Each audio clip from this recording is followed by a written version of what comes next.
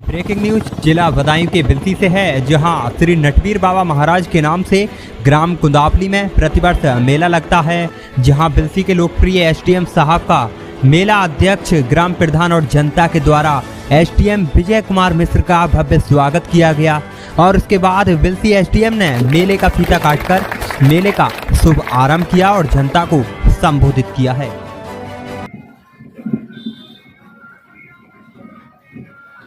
नटवीर बाबा कुंदावली के मेले के उद्घाटन के अवसर पर उपस्थित मेला कमेटी के अध्यक्ष शिवराज सिंह जी, मेला कमेटी की देखरेख करने वाले सुरेंद्र चौधरी जी, हमारे कुंदावली ग्राम पंचायत के पूर्व ग्राम प्रधान प्रमोद कुमार जी, सोबरन सिंह जी जो पत्रकार भी हैं।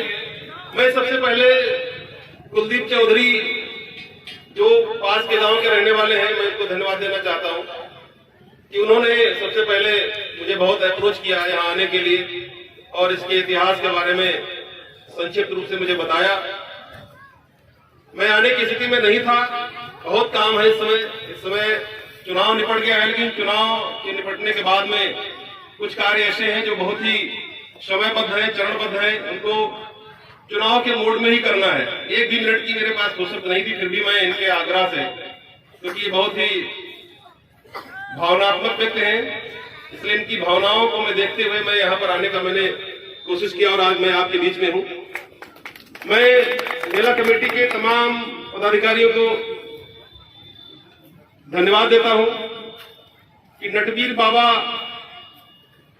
के मेले को आयोजित करने के लिए उनके द्वारा जो व्यवस्थाएं की जा रही हैं वो बहुत ही सराहनीय है। और ये बदायूं जनपद, जब मैं यहाँ जनपद बदायूं में मेरी नियुक्ति हुई थी, मैंने इसके बारे में जानकारी की तो पता चला ये संतों और सूफियों की धरती है। बहुत सारी विविधताएं, बड़े महान गीतकार, संगीतकार यहाँ उन्होंने यहाँ जन्म लिया है, बहुत सारे संतों ने यहाँ जन्म लिया है, बहुत सारे श्रेष्ठ कवियों ने यहाँ जन्म लिया है।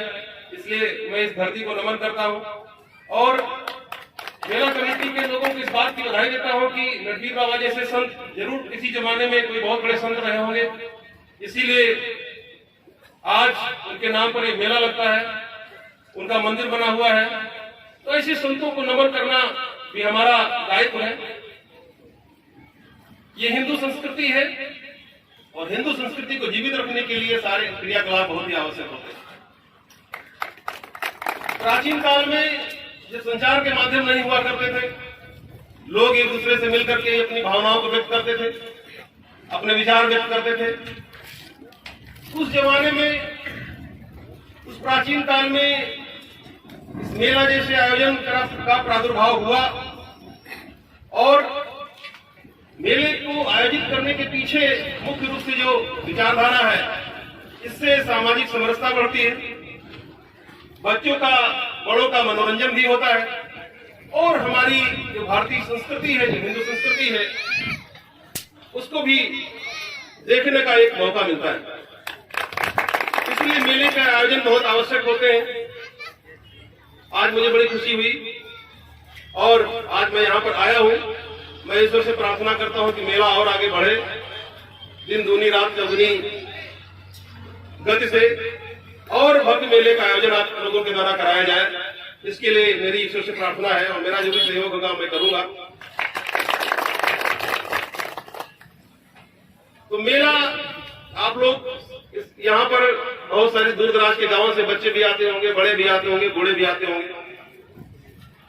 जो बच्चे शहर नहीं जा पाते, जिनके पास मनोरंजन के साधन नहीं है, खेल कूद के साधन नहीं है, बहुत सारी अभी हमारी जो भारत की जो आबादी है, जो जनता है, गांव में अभी बहुत गरीबी है, बहुत विकास की आवश्यकता है।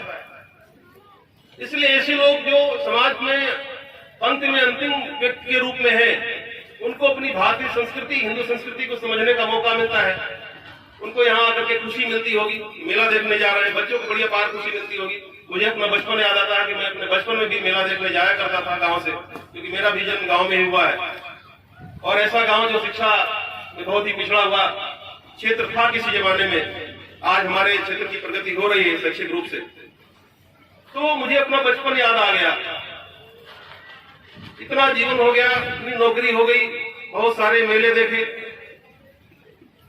फिर भी जब ऐसे स्थानों पर पहुंचते हैं तो मन में वही बचपन फिर पुनः जागृत हो जाता है और बड़ी खुशी मिलती है। आप सभी को पुनः बहुत बहुत धन्यवाद। इस मेले का आयोजन आपके द्वारा जो अनवरत विगत 40 वर्षों से किया जा रहा है, आगे भी इस मेले का आयोजन करते रहें और इसको भव्यता प्रदान करें और इसको अच्छी गति दें। साफ सफाई का विशेष ध्यान रखें, क्योंकि मेले में बहुत सारे लोग आते हैं, बहुत सारे खाद्यान्न के स्टॉल लगे होते हैं, खाद्य पदार्थों के स्टॉल लगे होते हैं और बच्चे और लोग जो यहाँ पर खाने के बाद में जो पत्तल अपना डाल देते हैं, इसकी सफाई की भी विशेष व्यवस्था का ध्यान रखा जाए और इस मेले को और भव्यता प्रदान की जाए। मैं इन्हीं शब्दों के साथ अपनी वाणी को विराम देता हूँ। जय हिंद, जय भारत।